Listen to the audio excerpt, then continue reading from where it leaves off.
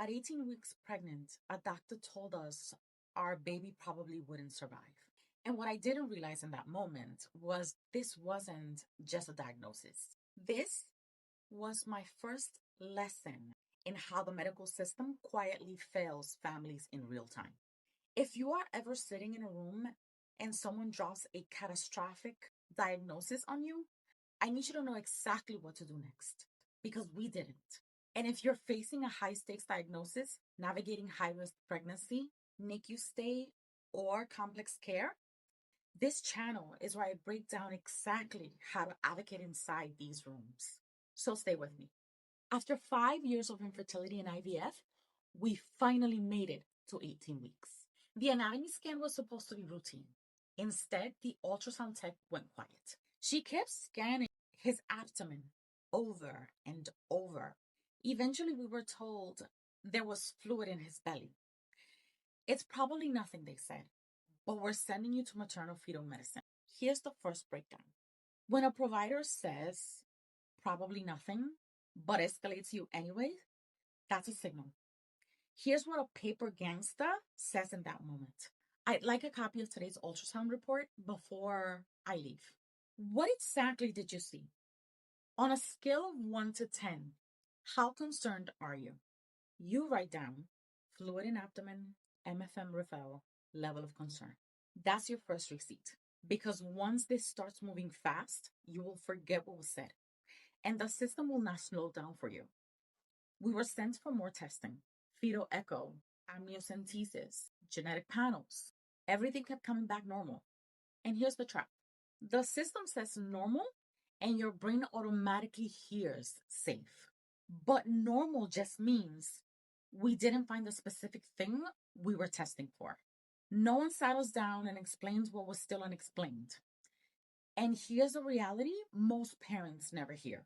These hospitals are amazing medically, but structurally, there are breakdowns in communication, in billing transparency, in test interpretation, and in documentation. That's why parents often leave with spiraling costs, unclear information, and the emotional burden of trying to piece together what should have been explained clearly. So, here's what a paper gangster asks. What exactly were you ruling out with this test? What remains unexplained? Has the original fluid changed since the first scan? And you get every result in writing. Doctor's name, title, date. Documentation is power. Then we were referred to a specialist at a major academic hospital in New York. And I will never forget that room. We were told there was a strong possibility our son had something called chaos, which stands for congenital high airway obstruction syndrome. That basically means there's some sort of blockage between here and the lungs. It's super rare, and most babies don't survive the pregnancy. And then they said, prepare for the worst. How committed are you to this pregnancy? Because this might not end the way you want it to end. That is not a treatment plan. That is a clinical outcome prediction delivered in shock mode. And this is where most families lose power. Not because they're weak, but because they're overwhelmed. Here's what a paper gangster says instead of freezing. I need specifics. What are the survival rates? What interventions exist? What happens if we continue this pregnancy?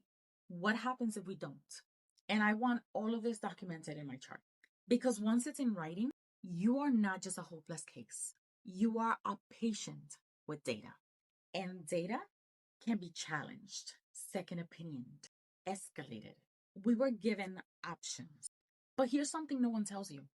When you're in shock, that is not informed consent. That's crisis decision making. Here's the sentence I wish I had memorized. I'm not making this decision today. I want every option in writing with risks and benefits. And I want a copy of my full chart. You are allowed to slow the room down. You are allowed to ask for documentation. And you are allowed to say, I need time. A diagnosis is information. It is not the end of your story.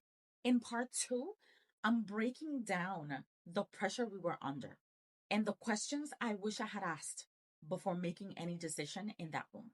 If you're navigating high risk pregnancy or staring down a possible NICU stay, I created a free NICU advocacy checklist.